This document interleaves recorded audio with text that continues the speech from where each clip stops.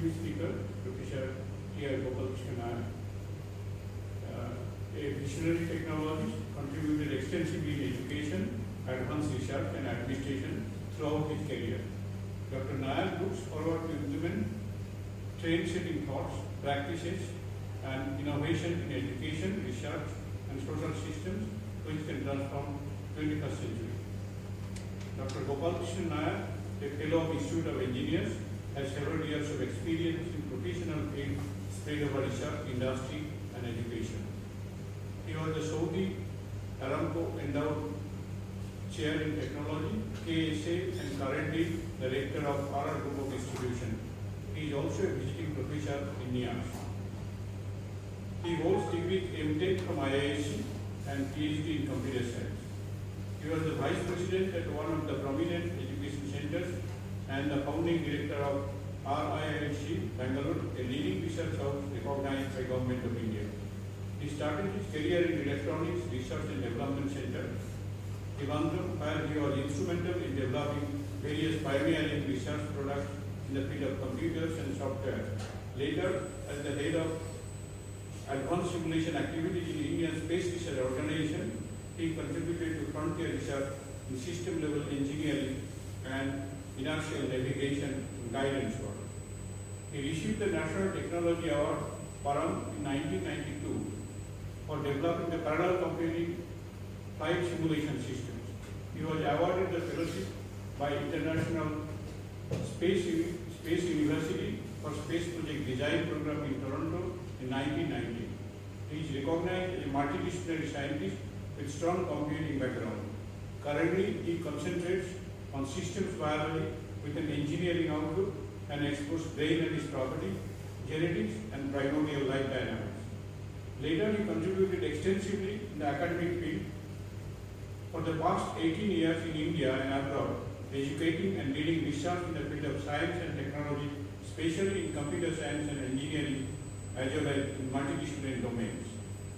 As a director, he guided many institutes and universities through various strategies and directions in research such as software engineering, nanotechnology, systems biology, and AI and robotics are some of the thrust areas.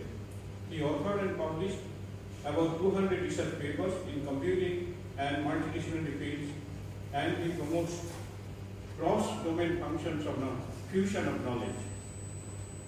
He received the Team Tech Foundation Award for Excellence in Education and Research in 2009.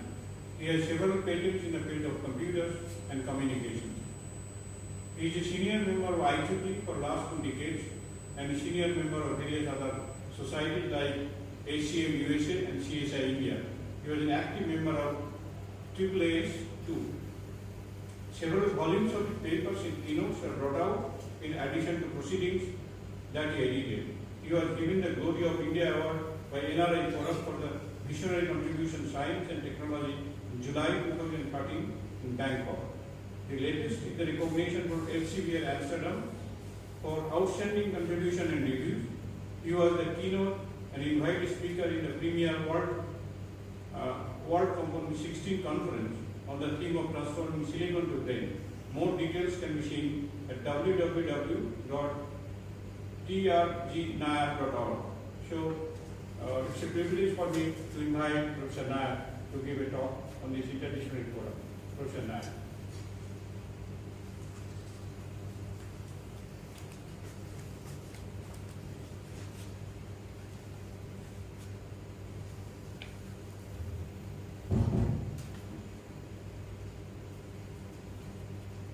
Good evening, respected Professor Srikantan, Professor Shishir, other senior colleagues of NIAS, and various students and other inmates of NIAS present here.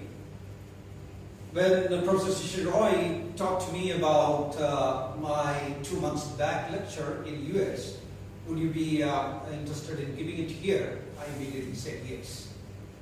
I thought there would be a big crowd since it is actually putting silicon into the brain. So, or brain into the format of silicon. It could be in both ways. So I selected silicon to brain and it attracted more than 70 or 80 people in Las Vegas in Monte Carlo conference hall. And the eminent people included, some of them like the biggest supercomputer CEO, the CTO of SGI, Silicon Graphics International, and some of the people who are working in the quantum computing and in the neuromorphic computing. So, naturally, it's a hot topic. The topic itself, in the mode of on transforming silicon to brain. Actually, I suggested silicon to brain. The WorldCom officials and therefore requested me to whether I would be able to talk with a tune of on transforming. So that's how that title got actually finalized. That was the keynote speech for the 3-day or 4-day conference what they had. And here I slightly changed to Horizons for Humanity after having investigated into this domain for the last 3 or 4 years. Having spoken about the possibilities of transforming the silicon to brain. Having got an extended discussions with some of the world leaders in the field, I felt that there is a definite horizon for humanity. And now let's move into. In the meantime, I thought since Meenakshi has come, would you be able to shoot it actually?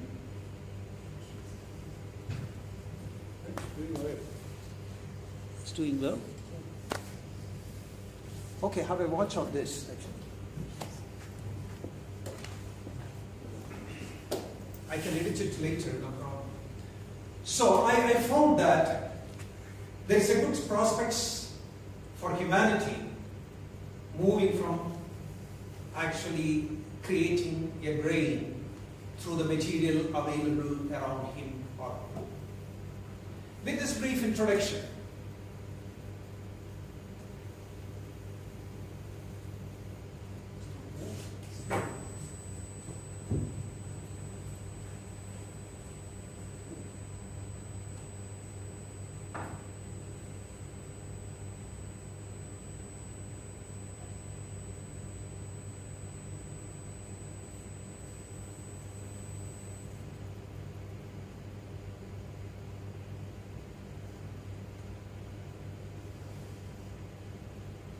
right.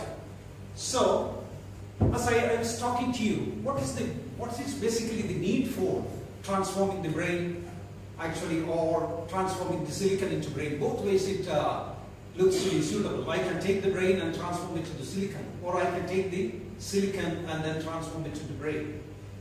Well, it may look a bit strange in the beginning, but we are pretty sure that the human pursuit, the human vision, the human search for identifying the tools and gadgets for easing their life, the physical life and the intellectual life, was on the glorious path till now. Otherwise, the caveman would have been in the caves. We never would have been traveling, actually, the aeroplanes and the rockets what we have made, and the interplanetary or the interstellar travels what we are further planning. So, the need for additional gadgets around our life, that could be in the intellectual domain, that could be in the physical domain. So this is one of the dire need of us, and very close to us. What is actually the most enchanting thing existing? That is the brain actually, in the computational part. And on one side, the computers have revolutionized the 20th century to the extent what you are today. You will not be able to sit without your mobile phones or the cell phones and the interactive mode and the bandwidth and the connectivity which it has given to you across 7 billion people, independent people, or even multiple roles in place into which you are actually weaved in. So the information explosion and the connectivity what has exposed, it has increased the intellectual interaction what you can have with the facilities and gadgets. At the same time, the computational power is in consistent demand for increasing. Today we have the supercomputers of typical domain. I'm not getting into a computer business talk actually. But we have actually a variety of computing devices, and some of them are very huge, and then some of them are very small. But one thing we know, our demand for computation has exponentially increased, and we are able to meet to some extent many of the things. But a petaflop machine with a few or hundreds of peta byte storage, it is actually a remote possibility today. But the way in which those computers are working, we know that instruction fetching mechanisms and decoding it and seeking from the memory and then sequencing it and producing. This type of 20th century models of computation, it is actually at stake. Should we be able to continue to process in that mode? It's a big question hanging. But business-wise, we are trying to hold to that, and we are horizontally creating the von Neumann architecture again and again. This path is actually continuing, but we require an escape from the power demand of the computation and the facilities what these computers are capable of offering. So the way in which we can process things, the way in which we will be able to create a thought process into the computer, today it is very, very cumbersome. But certain logic we are able to put it into the computer and we are able to derive the results. So, once we are looking into whether we will be able to get the magnitude of the capabilities of the brain, these computers are not adequate enough. It's a well-proven subject and a well-proven fact. So having said that, we look into the most feasible thing and the most available thing around us, it is the brain. Brain is one of the most complex organ nature has developed. So we will look into why the drive was there in the nature to come up with this, maybe in the later slides. It had a systematic growth through the various species actually, mainly in the vertebrate, and we have actually neuronal clusters working in the non-vertebrate domain too, and it is actually a governance system primarily. The governance actually to the primary needs, it was met maybe actually in the pre-Cambrian or Cambrian period. And when the bilaterals evolved, the ability to sustain, the ability to reproduce, the ability to grow, and the ability to survive on the earth has triggered a natural process, an evolutionary system, which has actually built up the whole intelligence, which we will look into. So the major component of interest in this brain we have already identified, that is the neuron, which enables the process of the data actually, which can be encoded into the suitable structure of the network, what's available. So you are picking every movement, you are picking the information and data from the different organs and you are putting it to that and it's getting processed and probably it may result in actions or it may not. But the whole system is operating. Let's look more closely into that brain because it's such a complex one. So talking or presenting about it in a set of few tens of minutes may not be possible. But we have an aim. How far we will be able to move into a purpose, creating a brain in the artificial way. Where do we stand? Will silicon be able to do a justice to that? Let's have a look actually. So the general shape of the brain is this way, which many of you know by heart. It has got actually a typical layered structure which we will look into. And when we generally look at it, most of the time talk like this, actually the frontal lobe, the parietal lobe, and these are the segments of it actually. Occipital and temporal lobe, you have got the cerebellum there, and the stem of the brain there. And when we look at the sagittal plane, actually the longitudinal plane where I can look into, you can see on the right side the layered structure, how it comes. The challenge is not duplicating this way. Our challenge is actually the intelligence of that, how we will be able to duplicate it. So when we look at it, the structure is actually the thalamus or the hypothalamus inside at the center core of it. And it gets into various layers to the hypothalamus to the cortical complex, which is actually at the top of it. Our aim is not actually an anatomy class. But two things I would like to bring to your attention, the amygdala and the hippocampus, which will be discussed a little more detailed way in the coming up slides. So the complexities of the architecture is the first thing which catches the fire if you are trying to attack or if you are trying to model a brain for your purpose, for your computational purpose or any other application purpose. You would like to have a device by the side of you. This is what happened actually. Your computers, your other gadgets, it's all aiding your life operations. So we can move to another era by which we get actually a computational system or an intellectual system which is going to assist you the way in which you want. Let's move into that domain.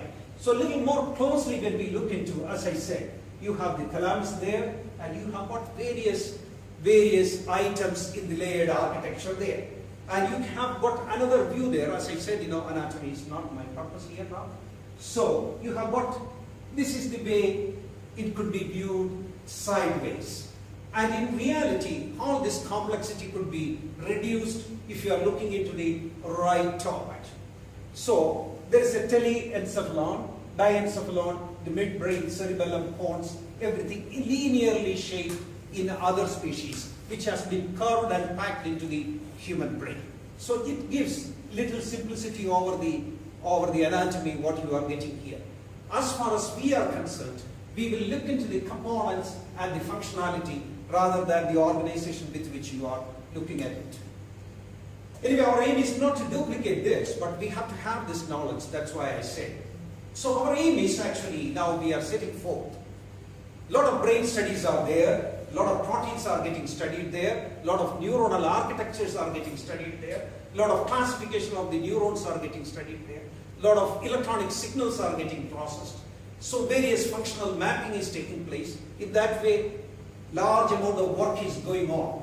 So at the same time, now we are going to look into brain as a system.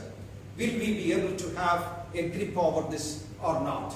Brain as a system poses huge challenge in understanding, as its domains of existence, expression, and behavior are fully entangled. When you are speaking, or I am speaking about this, there is a large thought process going on in my mind, which is actually a reflected positioning of the whole operation taking place in the brain. So the formation of the mind, the thinking process, the cognition and the consciousness what take place, we are not going to get into that fully, but this is what the complexity is. How does the brain expresses itself? Is it expressing just like the neuronal firing, which we will be talking soon? Or is it expressing itself through the thought process or the physical actions what it is controlling, or the management what it does on the organs, maybe most of the sensory organs what it is connected to, or the coordinating organs of the body. So the whole thing together, it's a total expression. So to understand that, what happens is that it's not so directly easy. Like a machine, we will not be able to, but we are putting the target. It has got an existence, it has got an expression, and the expression accumulates into a behavioral pattern. So the major systematic interest can be classified into its system architecture. So we will ask the question, if this architecture is completely known to the humanity, and we are working on it, we have got various types of knowledge intriguingly to the inner core of it.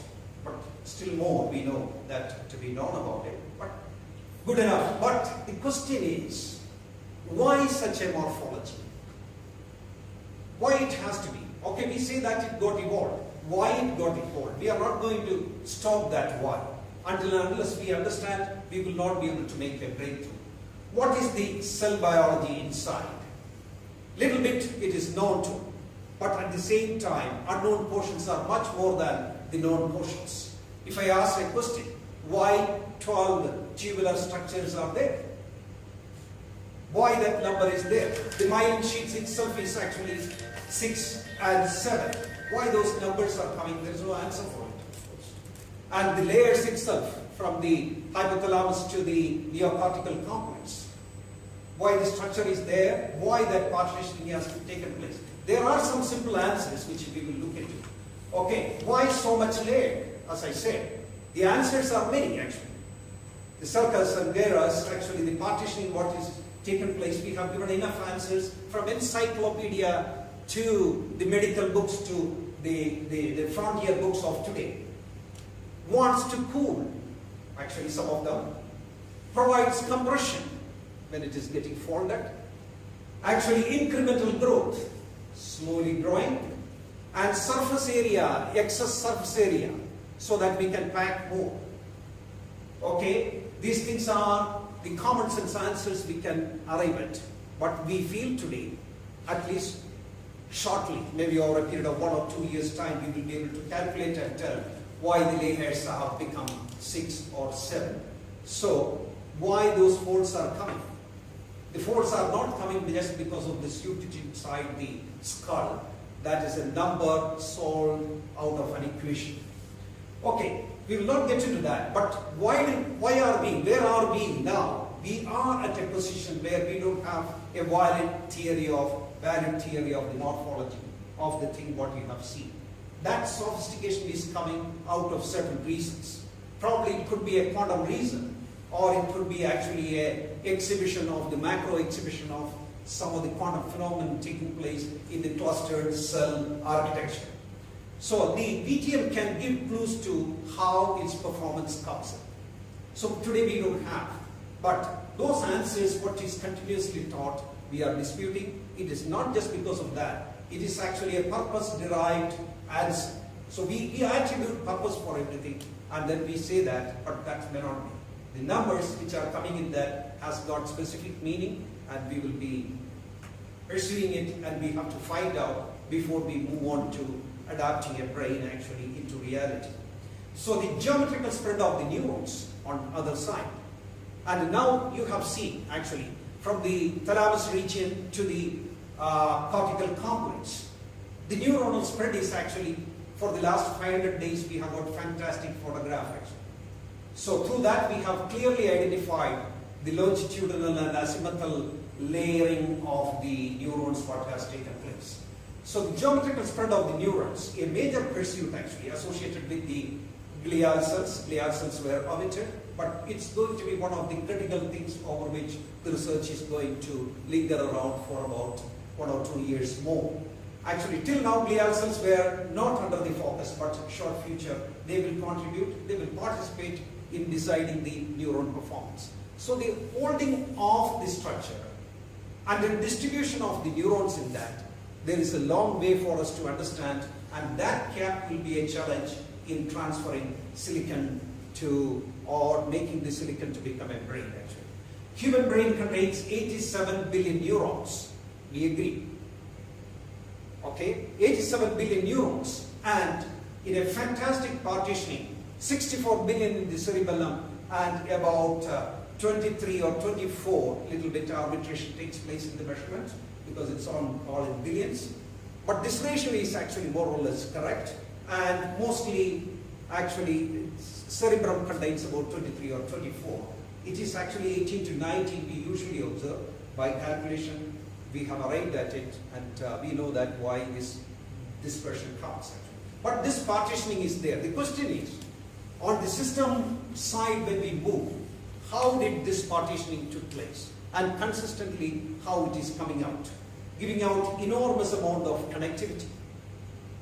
87 billion neurons. That number itself is actually have got a descendancy towards various properties with which brain is existing. The total performance comes out of the participation of all the components actually, from the brain stem to the cortical complex. So this is the challenge we will definitely have to look into. The major part of our interest is the neuron, on the way to actually transforming silicon to brain. So the electrically excitable cell, vast studies have gone in, and we know that how the firing takes place. Okay, the spiking nature, spiking equations, many things, and different types of properties, ion channels, neurotransmitters, and various other aspects of it we have mapped. But the point is that the electrical and chemical signals and neuron totally together, what are they really doing? Okay, I can have a spiking circuit. I can have actually a release mechanism. And why it is so, how it is so. So it is yet to be understood in much deeper way than the way in which we have understood. It is present in the brain and in the spinal cord, we know.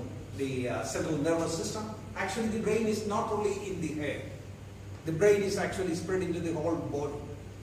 So we are not able to simulate and we are not able to get the complex conjugate and the balancing situation with the brain in the head alone. That is the reality actually. So in expression also it is true through the CNS, the central nervous system and the peripheral nervous system.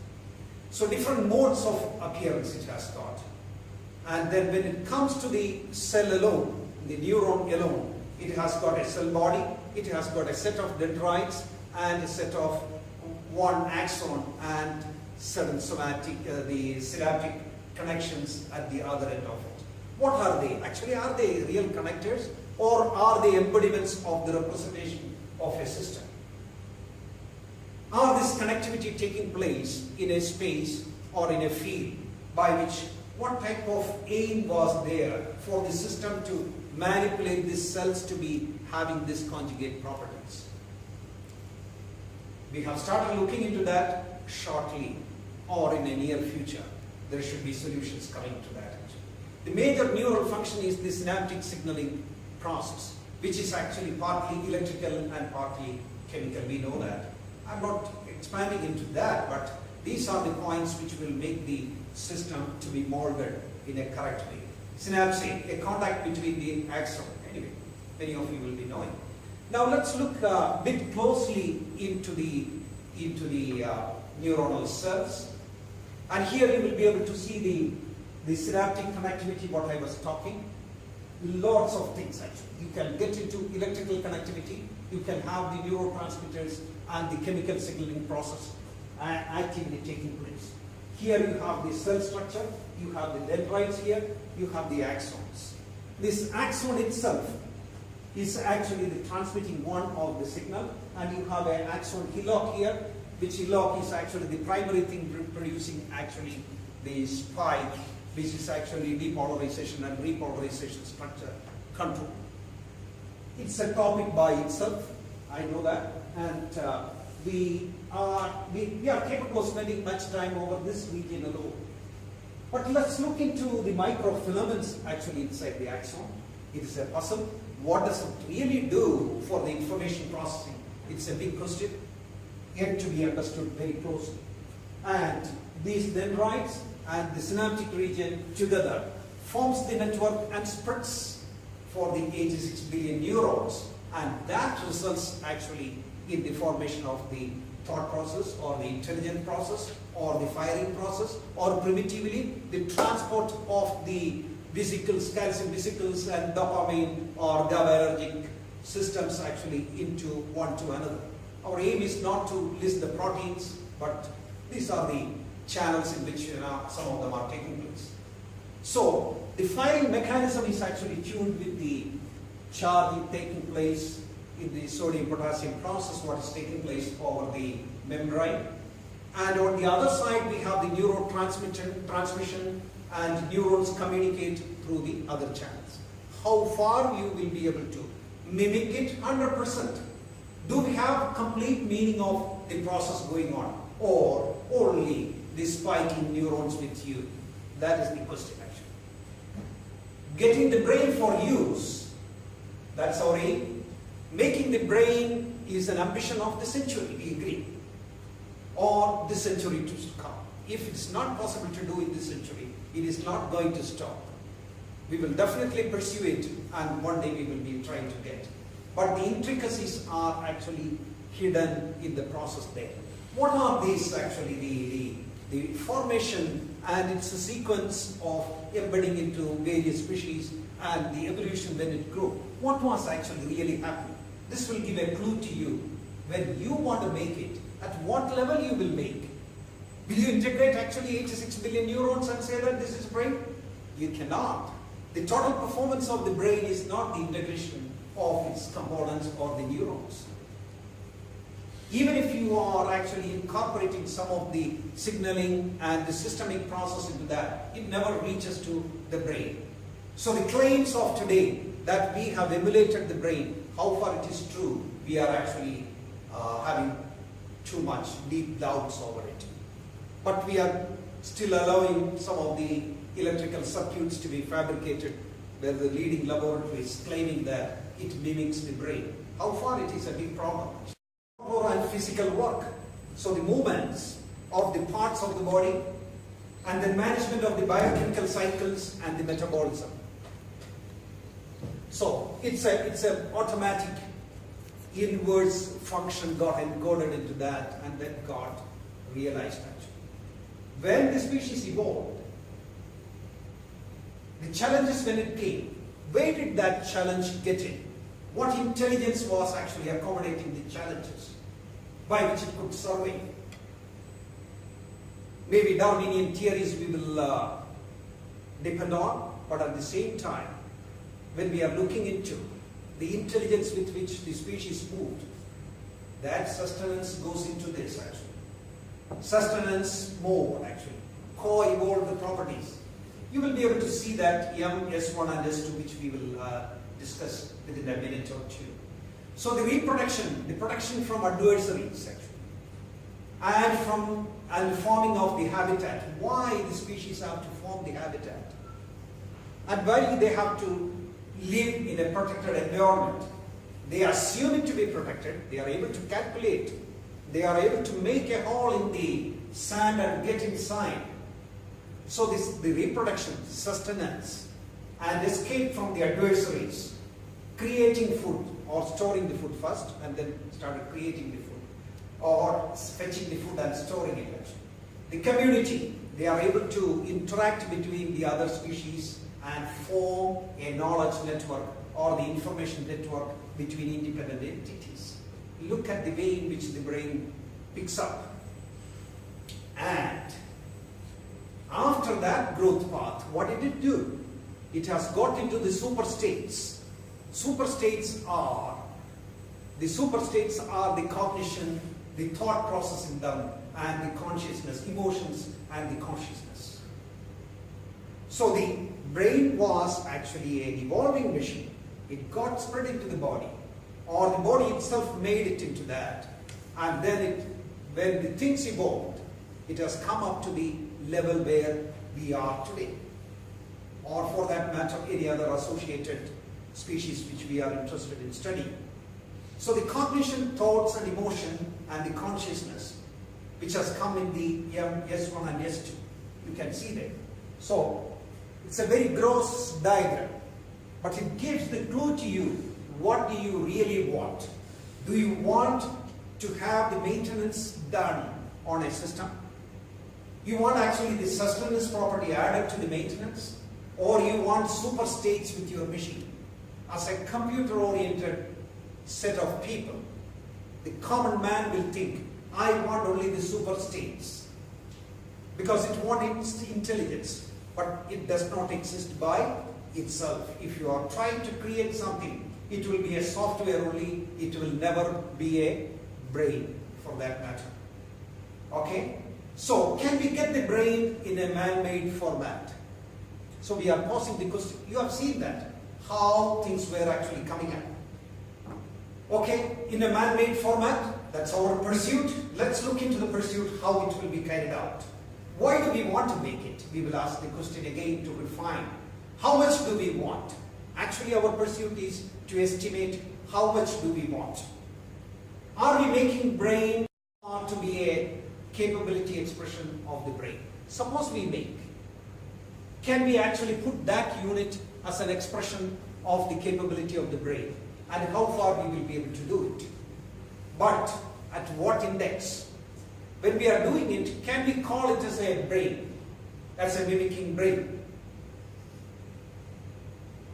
This is a big dilemma actually. Many of the projects what we review for the National Science Foundation thing, we are actually moving to mimic the brain, to create the brain, the parts of the brain.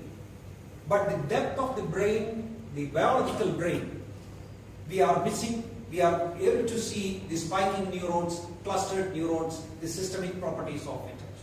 So we say, what index we will be able to? Suppose that we are trying to arrange the properties and quantifiable properties of the brain may be of the order of 45 to 47. And it is a negotiable thing. We will be able to expand. Last time when we discussed, we said it could be actually 70 to 75. So to that level, including the consciousness and the states with which the mind moves up and down.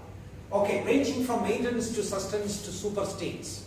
Super states having lower volume of representation. I wanted to emphasize 1 to 47. But 1 to 75, we will expand the super states into the mental features. So how many do we want in a gadget brain? Gadget brain means the brain is by the side of me. I will be able to interact with that and I will be able to think along with it. So in that question, how many do we want in a gadget brain? We are not very clear about it. So before we make the brain, we need to say, we want 5 properties. That means it will be able to settle down some data you give. So it will be able to understand, learn it, and it will be able to recognize it again and again. Only one function it does.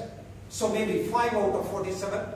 Whenever we make, we have to have an index to measure that, how far we have gone in the process of making the brain. So the brain capability mapping model, okay, BCM square, which will be published over a period of 1 year. Okay, index brain capability mapping. So that's what we are missing. Otherwise, we will make circuits and software and to tell that we have already made the brain. Where do we stand today? Where do we want to reach? The most exciting world for human being is identifying these things and reaching the index where we want to be. And now, let's look into it. It's not a gray area, actually, in that way. We are not identifying the infeasibility by telling that 5 out of 47 only we can achieve, or 15 out of 47 only we can achieve. But we are on the pathways, and it's an engineering approach, or realizing the truth and going systematically close to the brain as a system. There are 87 billion neurons, as I told you, in the cerebrum 23 and then 64 in the cerebellum. Okay? And to understand this much more closely, we will look into the neurons. We have got everybody who are actually spending some time over this will be thorough with this. So the unipolar neurons, bipolar neurons, multipolar, and the pseudo-unipolar structure in which they appear. I have shown that there. Our aim is not to spend more time over it. But at the same time, I invite you to look into the complexity with which the latest mapping we have got. This is the situation you have in front of you to achieve the maintenance, sustenance, and higher states of operation. But it's so bewildering, but it's not so much actually challenging for the last 6 months. And with that type of clustered wiring, azimuthal and longitudinal level, by multiple bifurcations, trifurcations, and poly segmentations, what it does, and what do we get actually?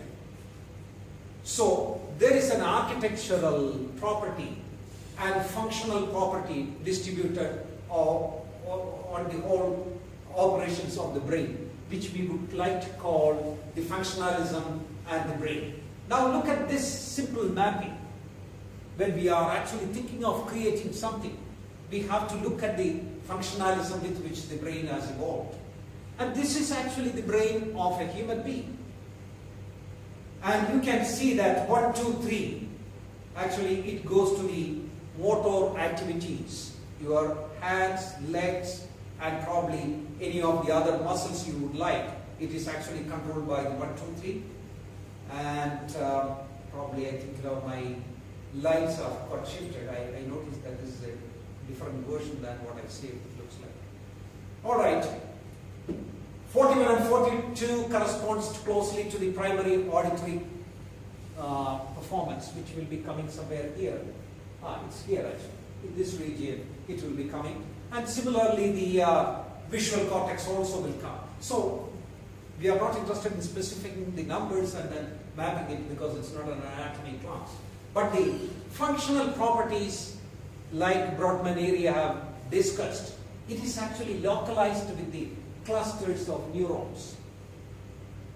Now, when the system side, when we are moving, how would we design, how would we transfer actually silicon oriented or any other material oriented? It can be a 2D electron system, 2D surface, a thin layer where we can make it. But at the same time, how do we do the network and how do we do the coupling between entities which would be actually mimicking the neuronal properties by which you will get the functional properties required for a purpose.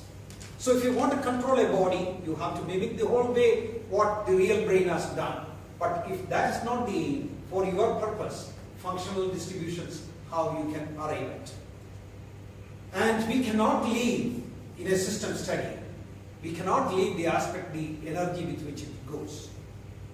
When compared to the large-scale computers, what we have built, actually large-scale energy loss in the bipolar transistors, and most transistors what we use in the silicon side, because we are pulling up the voltage and then maintaining the digital logic between that. So heavy amount of energy is consumed, which is not actually a matter of interest for us here.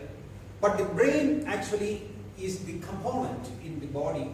Making the system, you have to keep the system alive and in a working condition. And the basic principle is that it should be working all the time, not on-demand working.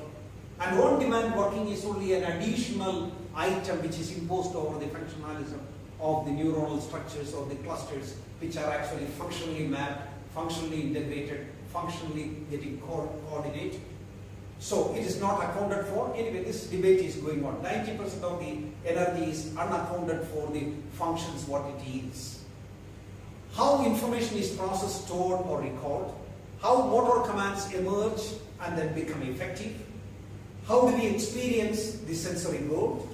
And how do we think or feel or empathize? This is actually the higher states, actually, the last question. So any of these things, if you want to get in your machine or the artificial brain, you have to identify the sequence with which it could be incorporated, the energy partitioning, what you have to do for it. So the explanations ultimately must be integrated across the levels of the analysis. How? What are the levels? Now we said, this is the way it is, actually. Maintenance, sustenance, higher system levels. Again, if you get into that, you will get into the mind and consciousness, cognition, and cognition itself we can spread it into large scale array and hierarchically down complexities. But that's only one part of it. The other part of it is, if I want to realize, I have to see that the functional property, how it is so precisely getting molded up or getting performed with respect to the molecular level, cellular level, synaptic level, circuit level, systems level, computational level, and of course the psychological level. So, just by making the circuits and the associated software, we go no way near to the brain properties, but we are going for a particular property. I can make circuits and software for any functions what I want. This is also one element. But how far it is reaching in the brain mapping index, it's a big question. Until and unless we get into this, actually, the integration across all these disciplines and mapping into that only will be able to bring the real brain properties. Now the final system question comes. How does brain work? A comprehensive outlook and how much you want in the silicon. How much you will be able to adapt or induct into your system. Now look at that. As I said in the previous slide, molecular, cellular, synaptic, circuit, systems, computational, cognition, and consciousness. It is actually a intricate weaving what has happened in that. What should be the bottom of the pyramid for my system when it comes up? Can it operate at circuit level? So circuit level performance will be there. Enormous amount of circuit level performance we get if you are going to